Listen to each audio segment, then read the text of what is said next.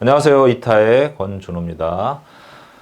이번 영상에서는요, 우리가 이타 아카데미에서 새롭게 강의를 시작하게 됐습니다. 신규 강좌를 개설하게 됐고요. 또 강의와 더불어서 교재도 새롭게 출간할 겁니다. 뭐 한 번에 다 출간하기 좀 어렵고요. 최종적으로 완성되는 거는 앞으로 한 7, 8개월 정도 소요가 됩니다. 그 중간중간에는 강의에 해당되는 교재를 분권으로 해서 보실 수 있게끔 제작을 하고, 완성이 된 후에는 정식으로 우리가 이제 전체적인 교재를 완성본을 이제 출판사를 통해서 이제 출간할 겁니다. 자, 요번 강의와 교재에 대한 타이틀을 제가 DM이라는 이런 제목을 붙였습니다. DM이라는 제목이 좀 난해합니다. 디깅 메커니즘이라고 했는데 왜 이렇게 복잡하고 난해한 제목을 붙였냐면은 이 메커니즘은 수험 방법을 이야기하는 겁니다.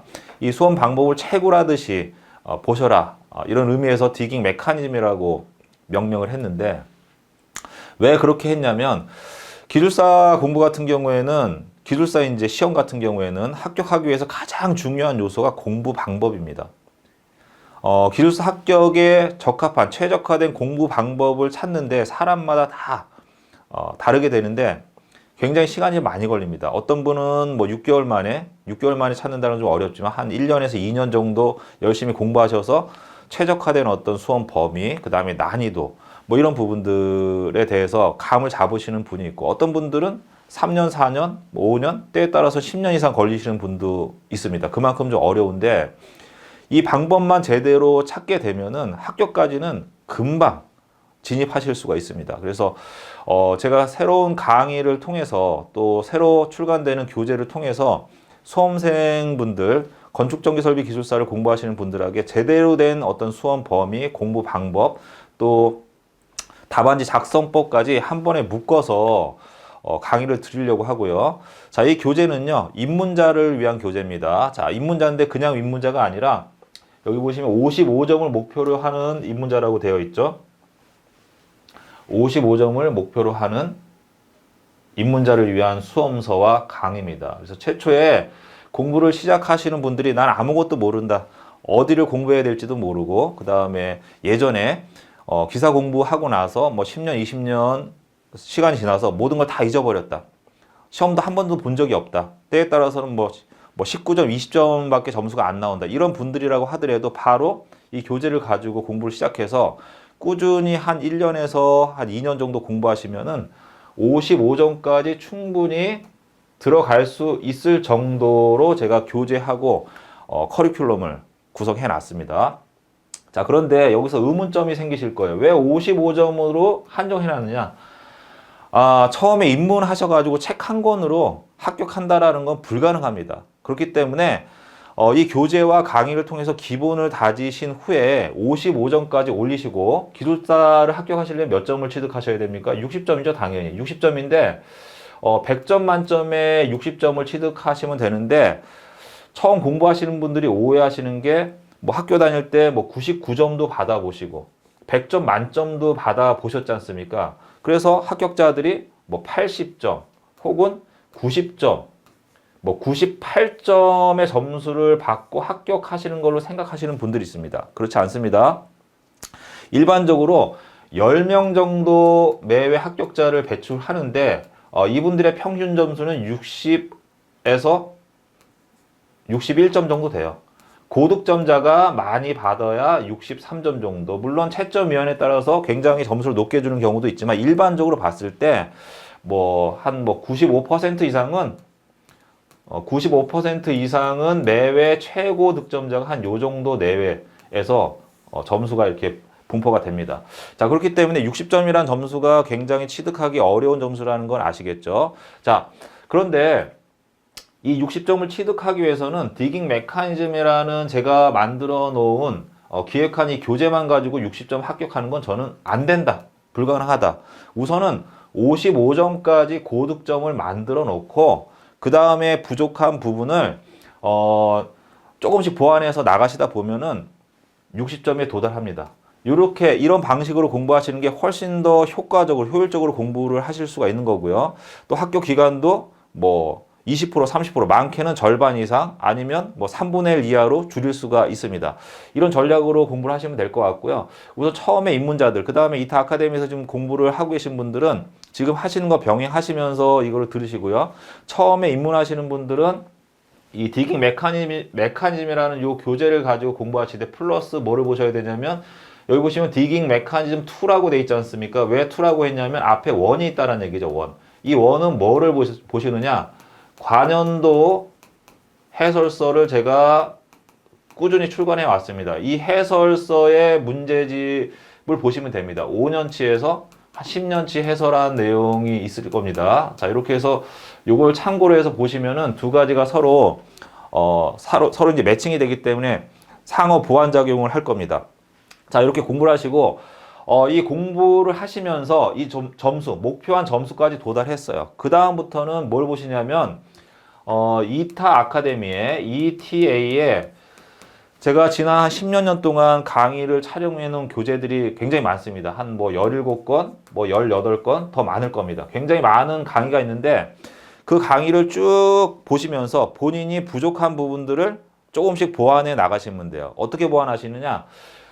이 건축전기 디깅 메커니즘 2는 한 300에서 350문제 정도, 과제 정도로 형성이 되어 있습니다. 이 정도 만들어질 거고요. 60점 만점을 위해서 추가해야 되는 분량은요, 이거 곱하기 한 20% 정도 추가를 하시면 돼요.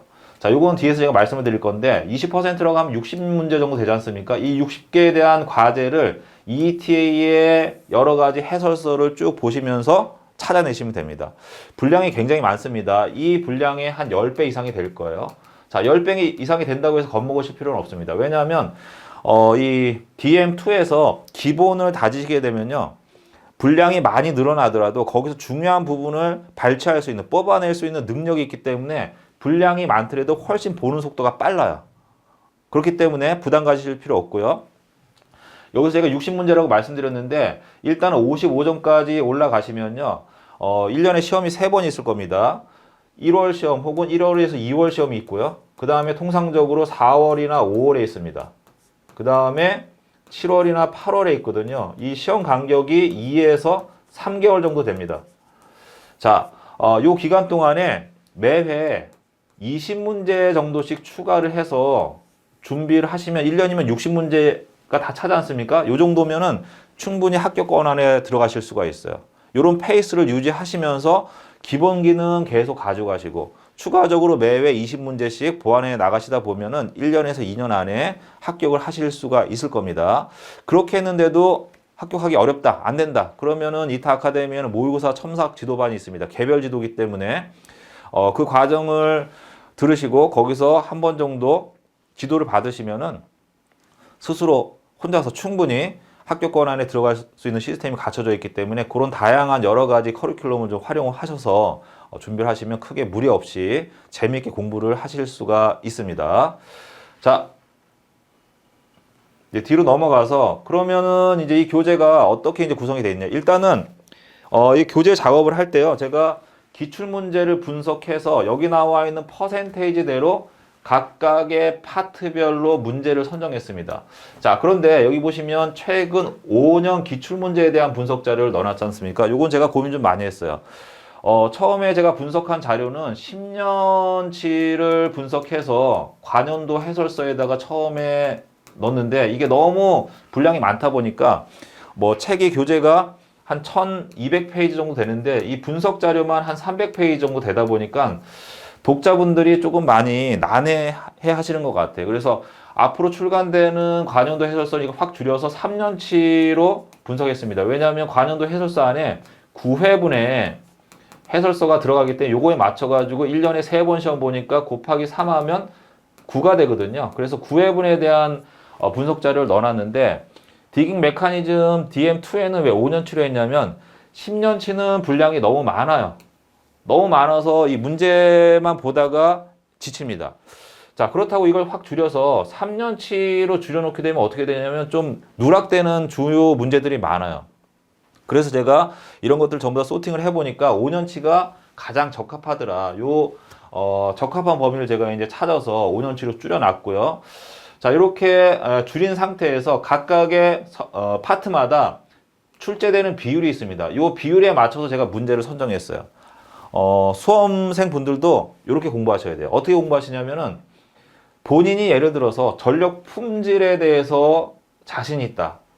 여기에 막 올인해서 자기가 잘하는 부분을 하는 게 일반적인 성향이거든요. 시간을 많이 투자합니다. 막 이 부분에 막 많이 투자하는데 실질적으로 출제되는 비율은 4.7%밖에 안 되지 않습니까? 어떤 부분은 뭐 접지가 나는 좋아. 그래서 열심히 공부합니다.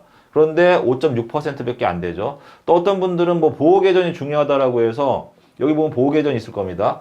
이 부분이 어렵고 전기 분야에서 가장 핵심인 어떤 기술이니까 이 부분을 집중적으로 공부하겠다. 자, 그런데 출제 비율은 어떻게 되는 거예요? 4%가 안 되지 않습니까? 퍼센테이지에 맞춰서 시간을 투자하시라는 거예요. 중요한 거는 전원 설비, 전력 간선, 10% 근방에 있는 이런 것들이 중요한 거거든요. 뭐 요거는 뭐 여러 가지 잡다한 이론이 있지만 이런 것들에 맞춰가지고 이 시간을 배분하시면서 점차적으로 단계별로 실력을 올려 가셔야지 중요하다고 본인이 판단 내렸는데 실제로는 출제 비율이 낮은 거 이런 쪽에 너무 많은 시간을 허비하게 되면 문제는 많이 안 나오는데 시간을 많이 쓰니까 이런 부분에서 점수가 안 나오겠죠. 밸런스가 안 맞는다라는 거예요.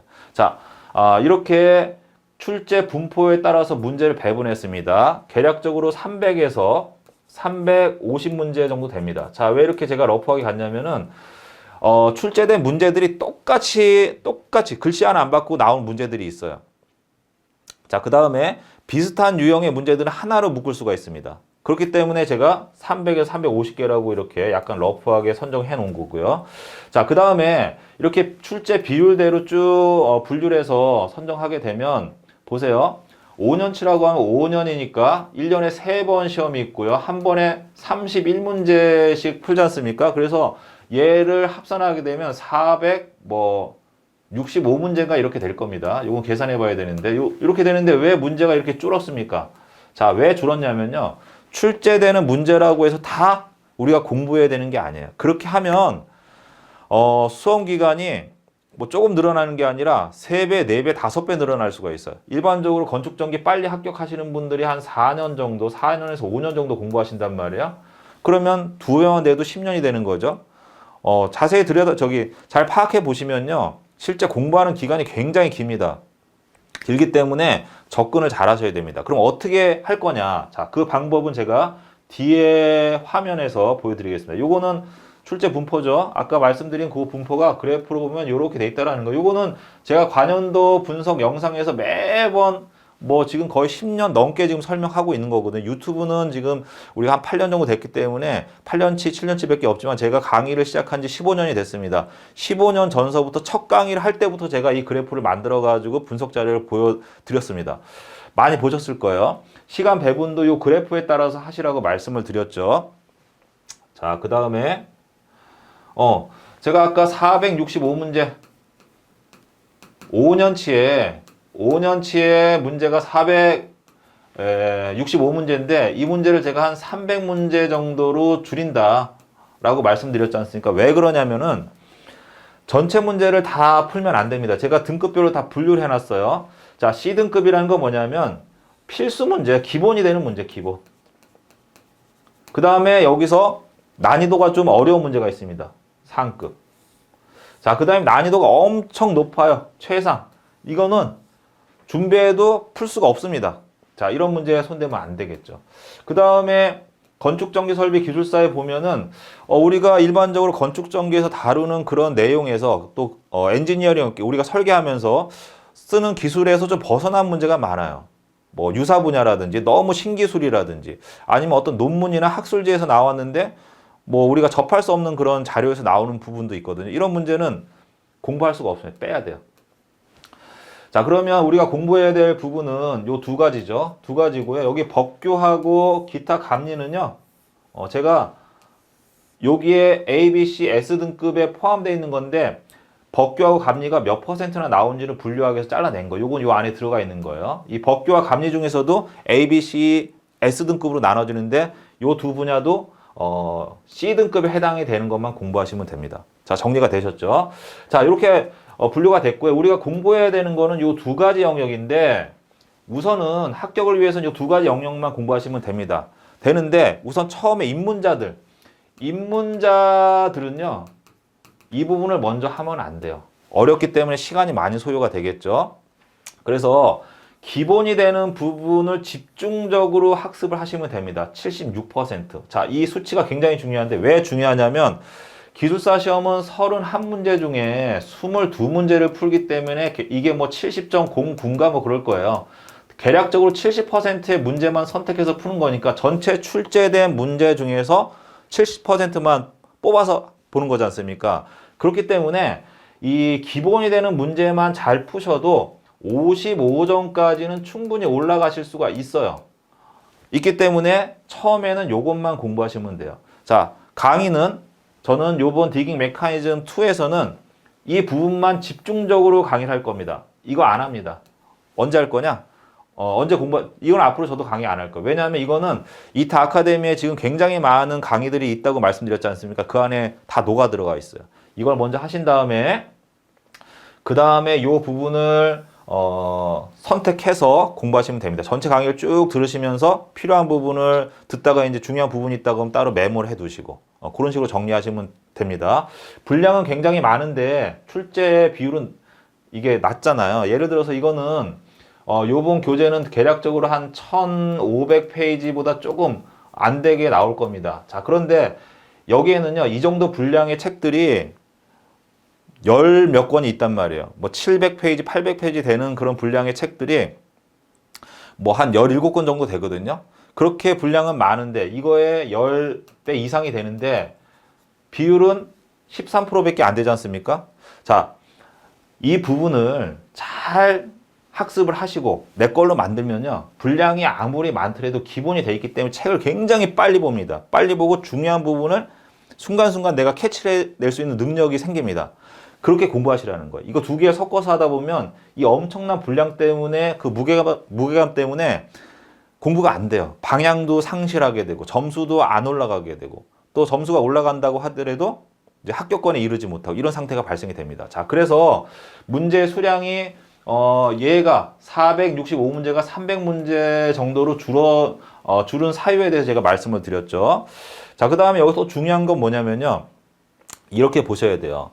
합격자의 점수가 60점이기 때문에 일반적으로 사람들이 이 점수를 받으면은 이 점수를 달성하는데 2년 정도 걸렸어요. 자, 그러면 1년에 한 25점 정도 올린 거 아닙니까? 그러니까 5점밖에 안 남았으니까 요거는 금방 가겠다 이렇게 생각합니다. 5점밖에 안 남았으니까 5점만 올리면 합격하니까. 이런 착각에 빠지시면 안 됩니다. 왜? 기술사 공부는요, 진짜 시작은 이 55점부터 시작이 되는 거예요. 여기에 굉장히 고수분들이 많기 때문에 그분들하고 경쟁해서 점수를 59점에서 60점으로 올리는데 엄청나게 많은 고생을 하셔야 될 겁니다. 자, 그 부분을 제가 강의를 통해서 어떻게 하면은 이 점수를 극복할 수 있는지에 대해서 기본 강의하면서 계속해서 말씀을 드릴 거고요. 자, 이런 것들을 보완해 주기 위해서 이 정도에 되는 분량, 책 한 권만 외워서는 안 된다고 말씀드렸지 않습니까? 반드시 이런 교재들을 봐줘야 돼요. 왜냐하면은 기술사 답안 같은 경우에는 어떤 책 한 권만 가지고 공부하게 되면은 이 시선이 방향이 편협해져요. 내가 보는 측면에서 한쪽 방향에서만 바라보기 때문에 그 면만 보인단 말이에요. 다른 면도 봐서 전체적인 포괄적인 내용을 이런 균형감 있는 형태로 답안을 작성하기 위해서는 여러 가지 교재를 봐줘야 됩니다. 여러 가지 교재라고 하는 것은 예를 들어서 제가 권준호 기술사가 쓴 책이 있다라고 하면 이건 저의 견해가 많이 들어가 있을 거 아니에요. 여기에 다른 A, B, C 다른 저자들마다 이분들이 다 기술사란 말이에요. 이분들마다 보는 견해가 다 틀리단 말이에요. 그러면 어떤 하나의 과제, 논제에 대해서 A라는 사람의 의견도 한번 보고 B라는 사람의 의견도 한번 보고 C라는 사람의 의견도 보게 되면 뭔가 균형감이 있으면서 판단을 할 수 있는 거 아닙니까? 이렇게 공부를 하셔야 답안지 자체가 굉장히 좋아 보이고 파워풀한 답안지를 만들 수 있다는 거예요. 그래서 이타 아카데미에는 제가 쓴 책보다도 다른 분들이 쓴 책이 훨씬 더 많아요. 그런 책으로 공부하시면서 점점점 자기 역량을 넓혀 가셔야 돼요. 이렇게 공부하시는 게 좋습니다. 자, 전체적인 방법에 대해서 말씀드렸고요. 짧은 시간 안에 제가 다 설명을 드릴 수가 없기 때문에 강의를 통해서 하나하나 제가 알려드릴 겁니다. 시간이 좀 걸립니다. 자, 그 다음에 제가 또 그 기술사 답안 작성법에 대해서 좀 말씀을 드릴 건데, 이거는 왜 제가 영상을 올려놨냐면요. 기술사 공부는 열심히 했는데 정작 답안지를 어떻게 써야 되는지 그 방법을 모르시는 분들이 굉장히 많아요. 모의고사 지금 첨삭 지도도 하고 있고, 또 상담을 하다 보면 어떻게 답안지를 써야 됩니까? 라는 그 여러 가지 질문들을 굉장히 많이 받거든요. 자, 요거는 이렇게 보셔야 돼요. 일단은 제가 쓴 교재를 가지고 예를 들어서 설명을 드리겠습니다. 출판 교재를 가지고 일반적으로 우리가 공부를 하잖아요. 정식 출간된 교재를 가지고. 자, 그런데 이 공부한 내용으로 기술사 답안을 작성해야 되는데 여기에는 상당히 많은 괴리감이 있어요. 자, 이게 무슨 말씀을 드리고 싶냐면은, 건축 전기 설비 관연도 해설서, 저하고 우리 이타 아카데미의 다른 기술사분들하고 공조를 쓴 책을 가지고 예를 들어서 말씀을 드리겠습니다. 일반적으로 25점짜리 문제를 기준으로 해서 말씀드리면, 이 답안을 작성할 때 건축전기설비 기술사 해설서를 보시면은 보통 한 4페이지 정도 분량이 됩니다. 평균적으로. 때에 따라서는 2페이지짜리도 있고, 때에 따라서는 뒤에서 보여드린 건 한 문제에 대한 답인데 8페이지가 된단 말이에요. 이렇게 많아요. 자, 그러면 이게 어느 정도 분량이 되냐면은, 제가 쓴 책을 기준으로 말씀드리면 페이지당 한 30줄 정도 됩니다. 그 다음에 한 줄당 한 30자 정도 들어가요.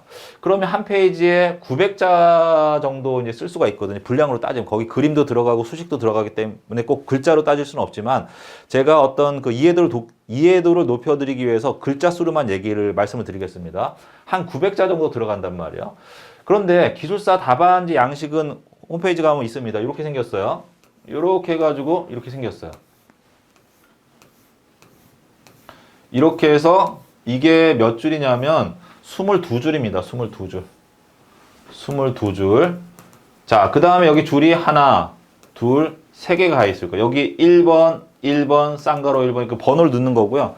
여기에 실제 내용을 쓰는 거예요. 요 내용을 쓰실 때 여기에 글자 이제 필기 수기로 쓰셔야 되는 거 아닙니까? 이때 가장 좋은 글자의 크기는 한 줄당 25자 플러스 마이너스 알파 정도로 쓰는 게 좋아요. 때에 따라서는 27자가 될 수도 있고, 때에 따라서 22자 정도가 될 수가 있는데, 그 정도의 글씨 크기로 쓰는 게 가장 좋습니다. 자, 이렇다고 이제 가정했을 때 한 줄당 25자라고 하면은 한 페이지당 550자 정도 쓸 수 있지 않습니까? 차이가 나잖아요. 자, 그런데 기술사 해설서를 보시면 아시겠지만 3페이지로 딱 끝나지 않습니다. 왜 3페이지라는 말씀을 드렸냐면은 한 교시당 14페이지 정도 14페이지의 답안지를 제공해 드립니다. 그러면 얘를 4문제 쓴다고 하면 나누면 4.5페이지 정도 되지 않습니까? 그러니까는 뭐 한 일반적으로 3페이지에서 4페이지 정도 쓴단 말이에요. 평균적으로 25점짜리는 뭐 3페이지 정도로 맞춰주는 게 좋고요. 때에 따라서는 이제 복잡한 문제 같은 경우에는 5페이지, 6페이지 쓰는 경우도 있기 때문에 기준은 3페이지로 잡으시는 게 좋을 것 같아요. 자, 그러면 3페이지라고 하면은 이 3페이지 분량이니까 550 곱하기 3 하게 되면은 1600페이지가 아니라 자죠. 글자죠. 1650자 정도가 합격권에 들어간 어떤 텍스트의 분량이에요. 자, 그런데 해설서의 내용을 보면은 4페이지로 가게 되면 900 곱하기 4 하게 되면 3600자니까 요걸 나눠 보면은 한 2배 정도 분량이 많단 말이에요. 단순하게 글자 수로 본다라고 하면. 자, 그러면 여기서 무슨 생각이 드시냐면, 그러면 이 내용을 어떻게 쓰냐 이거죠. 버려야 됩니다. 어느 정도. 절반 정도는 빼고 그 중에서 중요한 내용을 발췌해 가지고 아주 보기 좋고 간단 명료하면서도 파워풀한 그런 구성을 가지는 답안지를 작성하셔야 되거든요. 이게 괴리감이라는 거. 어떻게 선정해야 되는지, 어떻게 답안지 써야 되는지.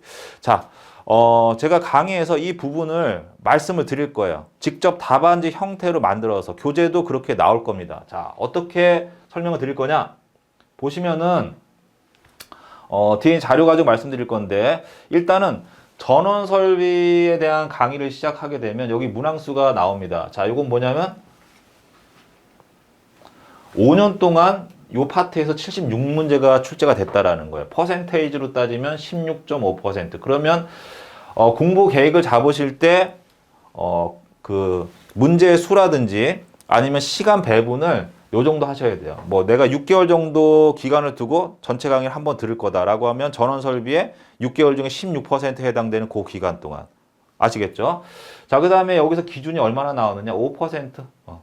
자, 이 중에서 우리가 공부해야 되는 내용은 제가 여기에 집중을 하시라고 말씀드렸죠. 요게 70문제예요. 여기는 대부분이 다 기본적인 문제네. 네, 맞습니다. 그 다음에 심화 문제가 6문제가 있습니다. 자, 요거는 처음에 공부하시는 분들은 손대지 말라고 하셨고, 강의 내용과 교재에도 요 부분은 뺐습니다. 이것까지 하게 되면 너무 어렵단 말이에요. 그래서 일단 요거 먼저 하시고, 그 다음에 여기는 제가 권장 그 공부 기간을 써놨습니다. 기본적으로 건축전기 설비 기술사는 본인의 기본을 다지는데 2년 정도는 투자를 하셔야 돼요.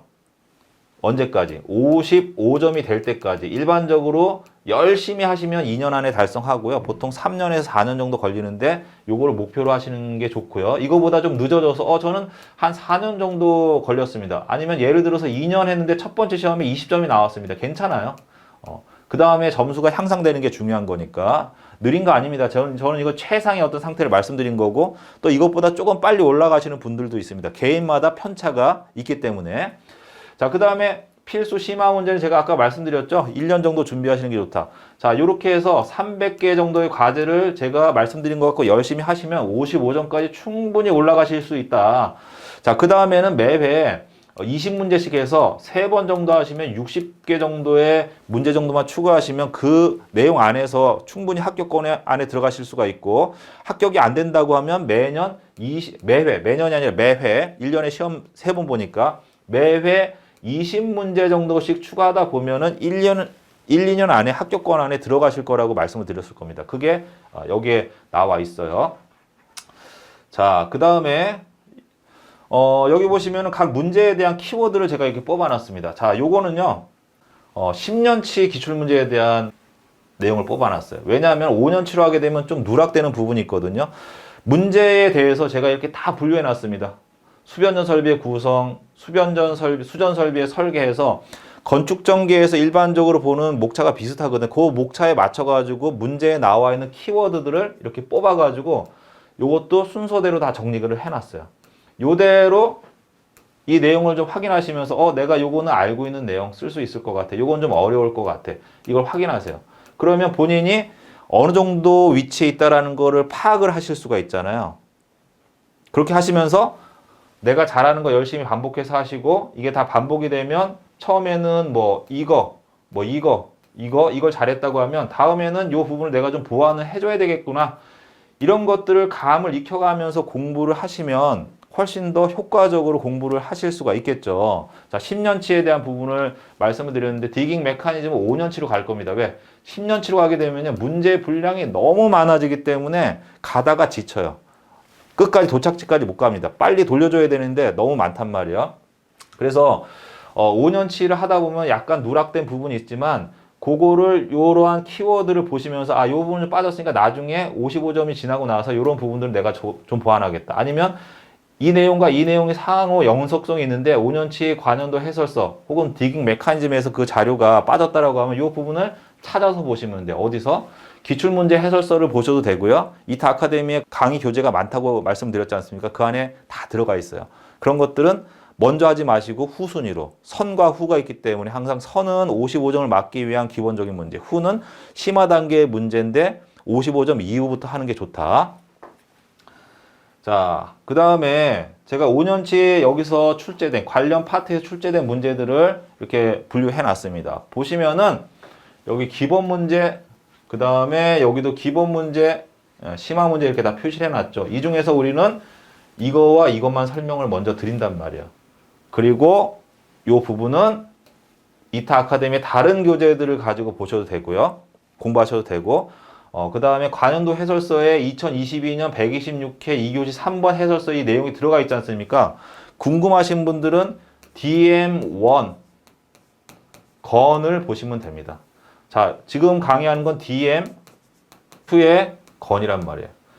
자, 지금 요걸 강의하고 있고 요 자료는 이 안에 있기 때문에 이걸 참고로 하시면 돼요. 아니면은 and 또는 이타 아카데미의 다른 수험서들을 기반으로 해서 공부하시면 되되 처음에는 이것만 하시라는 거죠. 여기 해당되는 거. 이해하셨죠? 자, 그 다음에 제가 답안지 작성법에 대해서 말씀드린다고 했는데 요거는 좀 말씀드릴게요. 요거 보면서 이게 이제 마지막입니다. 자, 보시면은 이 내용은 어디 들어가 있는 거냐면 DM1입니다. 1의 건축전기. 이거는 관연도 해설서에 수록된 내용이에요. 제 책이니까 뭐 제가 캡처해서 왔죠. 두 가지 같이 보시는 게 좋아요. 1과 2를 같이 보시는 게 좋고요. 자, 보시면 자가용 수전 설비 계획 순서, 설계 순서, 고려사항, 에너지 절감 대책에 대해 설명하시고 이렇게 나와 있습니다. 자, 이건요. 딱 내용만 보더라도 분량이 굉장히 많다라는 게 느껴질 거야. 수변전 설비 계획이니까 그 안에 굉장히 많은 핵심 장비들이 들어가지 않습니까? 이 부분에 대해서 설명을 하기 위해서 보세요. 엄청 많죠? 한 페이지, 두 페이지, 세 페이지, 네 페이지, 다섯 페이지, 여섯 페이지, 일곱 페이지, 여덟 페이지라면 여덟 페이지. 자, 이거 없다 치더라도, 요거 여기다 포함한다 치더라도 7페이지가 되지 않습니까? 그러면 이게 현재 한 페이지당 900자니까 900 곱하기 7하면 6,300자예요.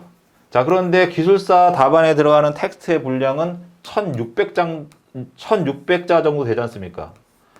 지금 몇 배? 벌써 대충 때려봐도 한 뭐 4배에서 5배 요 사이가 된단 말이에요. 그러면 이 분량에, 여기 있는 분량에 20%만 답안에 적용할 수 있다는 게 느껴지시죠? 그 다음에 이건 기술사 답안이 아니기 때문에 답안지 어떻게 써야 되는지 굉장히 궁금하단 말이야. 자, 그래서 제가 교재도 이렇게 만들었고요. 강의도 이러한 형식으로 딱 맞췄어요. 앞에 있는 내용 중에서 핵심 내용만 뽑아내서 이런 형태로 답안지를 작성하시면 돼요. 자, 요 글자 수는 한 27자 정도 됩니다. 근데 수기를 쓰게 되면은 27자를 쓰게 되면은 요거보다 가독성이 좀 떨어져요. 한 24자, 뭐 많아야 25자 정도로 맞추는 게 좋습니다. 그렇다고 이거를 가독성이 좋게 한다고 글씨를 막 이따만하게 크게 해서 17자, 18자 이렇게 쓰지 않습니까? 그러면 굉장히 비어 보여. 휑해 보인단 말이에요. 그래서 요 정도 글씨를 맞추는 게 좋단 말이에요. 딱 여기 끝에 맞춰서. 번호도 번호책에 딱 지켜가면서 그 다음에 플로우 차트도 이런 식으로 플로우 차트 같은 경우에는 요 안쪽에다 딱 맞출 필요 없이요. 이쪽으로 넘어가셔도 돼요. 대신에 요게 반듯하게 맞게끔 이렇게 써줘야 되겠죠. 그 다음에 플로우 차트 옆에는 이것만 그려놓으면 팽하니까 요런 부분들은 문장을 넣어서 메꿔줘야 되고 당연히 외워야 돼요. 자, 이해는 빨라요. 한번 들으면 이해가 됩니다. 누구나 설명만 잘 하고 집중하면 이해가 되거든요. 문제는 뭐냐면 우리가 답안지를 쓰는데 이해만 갖고 안 써진다는 얘기예요. 암기를 해야죠. 어쩔 수가 없습니다. 이런 형태로. 자, 한 페이지. 그 다음에 두 페이지. 이런 거 플로우 차트 넣으시고 하시고. 수식. 그 다음에 뭐 설명. 두 페이지. 그 다음에 세 페이지. 표도 들어갔죠. 이렇게. 글씨도 이렇게 보시면 이게 26, 7자 정도 되는 거거든요. 요 정도의 크기로 작성을 하시라는 거예요. 요게 딱 보기가 좋다라는 거예요. 번호도 1번, 가로 1번, 쌍가로 1번, 더 들어가면 동그라미 1번. 딱 맞추시라는 거죠. 끝에도 맞추시고. 만약에 빈 공간이 있다라고 하면 이런 식으로 뭔가 그림도 좀 채워서 넣으시고 이렇게 맞춰주시라는 거예요. 보시면 뒤에 또 있어요. 이렇게. 자, 뭔가 여기가 이걸 쭉 쓰면 그림 뭐 횡한 느낌이 들 수도 있거든요. 그림이 밑으로 들어가서 좌우가 비게 하느냐, 서술형을 반으로 잘라갖고 이쪽으로 넣게 하느냐. 똑같은 내용이라고 하더라도 어떻게 배치하느냐에 따라서 느낌이 다르단 말이에요. 안을 드렸죠. 자, 여기서 이렇게 보셔야 돼요. 저는 한 가지 안을 드렸습니다. 자, 그런데 아까 제가 무슨 말씀 드렸냐면 어떤 내용을 보니까 여기 해당되는 게 한 6,300자 정도인데 우리는 여기에서 1,600자 정도만 요 정도의 분량만 쓸 겁니다. 그러면 제가 그 중에서 뽑아낸 게 한 20% 정도 되는데 저는 뭐 어떠한 부분에 힘을 주고 싶기 때문에 어떠한 형식으로 만들었단 말이에요. A라는 타입으로. 자, 근데 이 중에서 제가 선택한 거 말고 다른 내용을 뽑아가지고 또 다른 답안을 만들 수도 있잖아요. B. 또 다른 문제를 만들 수도 있고 C. 그 다음에 출제 문제 중에서 유사한 형태의 문제들이 많단 말이야. 여기엔 없지만 다른 문제, 뭐 알파라는 문제에 좋은 내용이 있어. 이걸 끌어다 당겨서 여기에 해당되는 내용과 얘를 융합해서 C라는 답안도 만들 수가 있어요. 저는 이렇게 제안을 드렸다고 하면 공부하시는 분들은 요것도 만들어 보시고 이것도 만들어 보시고 이타 아카데미에 다른 내용을 추가해서 혹은 뭐 좋은 자료가 있다라고 하면 그 내용을 추가해서 D라는 자료도 만들어 보셔야 되겠죠. 이렇게 만드는 과정에서 굉장히 많은 공부를 하게 됩니다. 저는 방향을 알려드리는 거예요. 공부는 제가 대신 해드리는 게 아니지 않습니까? 제가 기술사 시험을 100번 합격해서 한 번씩 나눠드릴 수 있는 게 아니잖아요. 방법을 알려드리면 결국은 그 방법을 본인의 성향에 맞게 자기가 적용해서 이거를 실행으로 옮기셔야 된다는 거예요. 이 강의 300개 정도의 과제를 가지고 제가 수험 범위라든지 적합한 난이도라든지 선택해야 되는 거, 먼저 선택해야 되는 거 선, 나중에 선택해야 되는 거 후, 그 다음에 버려야 되는 거, 이런 부분들을 하나하나 다 말씀을 드릴 겁니다. 그럼 그걸 보시고 직접 이렇게 연습을 해보셔야 돼요. 자, 우리는 뭐 운동선수로 따지면 축구하는 축구 선수지 관람객이 아니란 말이야. 축구 선수는 돈을 받고 뛰는 거고 관람객은 돈을 내고선 관전을 하는 거 아닙니까? 자, 우리는 기술사 자격을 취득해서 돈을 벌어야 되는 사람이거든요. 내가 실력이 있어야 관중들이 나를 찾아오겠죠. 실력 있는 선수가 되려면은 이거를 연습을 하셔야 돼요. 저는 직접 운동을 해드리는 게 아닙니다. 저는 코치나 감독의 역할을 하는 거고 운동을 효과적으로 할 수 있게끔 지도를 해드리는 거고요. 강의를 수강하시는 분들은 이 연습을 부단히 노력을 하시면서 방법을 찾아야 돼요. 그런데 처음부터 이런 부분들을 다 하려면 너무 어렵잖아요. 시간이 많이 걸리죠. 딱 듣기만 하셔도. 일단은 제가 안내드린 300개 과제를 가지고 열심히 하셔서 55점까지 올리세요. 그 다음에 이 작업을 들어가시라는 거죠. 진짜 공부는 55점 이후부터 시작이 되는 겁니다. 자, 그런데 진짜 공부가 55점 이후부터 시작이 된다고 말씀을 드렸지만 이 55점까지 올라가는데 시간이 굉장히 많이 걸려요. 일반적으로 4년에서 5년 정도 소요가 됩니다. 물론 빨리 들어가시는 분들은 1년에서 2년 만에 들어가시는 분들도 있지만 그렇게 많진 않다라는 거예요. 또 빨리 들어갔다고 해서 55점에서 바로 60점을 합격하느냐? 여기서부터 진짜 공부가 시작이 된다고 말씀드렸죠. 이 55점을 다질 때 기본을, 방향을 어떻게 잡느냐에 따라서 55점에서 합격까지 탈출하는데 기간이 결정이 되는 거예요.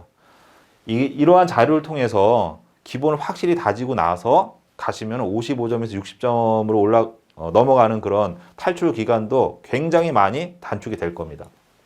자, 보시면 이렇게 구성을 해놨어요. 이렇게. 그 다음 파트에서 이렇게 10년치 문제, 그 다음에 여기 보시면 기출문제들. 자, 이 중에서 뭐만 한다고 말씀드렸죠? 기본 문제만 하셔도 됩니다. 너무 굳이 실력도 안 되는데 자꾸 심하나 어려운 걸 자꾸 풀려고 하지 마세요. 그렇게 되는 분들도 있어요. 있는데 극소수라는 거예요. 그분들은 기본이 이미 돼 있는 사람이기 때문에 바로 심화, 뭐 이런 문제들이 있습니다. 여기 지금 심화 있는지 모르겠는데 심화 문제에 해당되는 거를 건드리셔서 성공하는 사례는 많지가 않아요. 왜? 기본기가 돼 있는 분들이 그렇게 흔하지가 않습니다. 굉장히 희소해요. 자, 그렇게 보시면 될 것 같고요. 뭐 전체적인 어떤 그 수강 방법이나 이런 것들은 제가 간략하게 말씀드렸는데 모든 것들을 한 번에 설명을 드릴 수가 없습니다. 왜냐하면 이 기술사 공부는요, 공부 방법을 찾는 게 굉장히 어렵고 그걸 설명하는 게 한 번에 이루어질 수가 없습니다.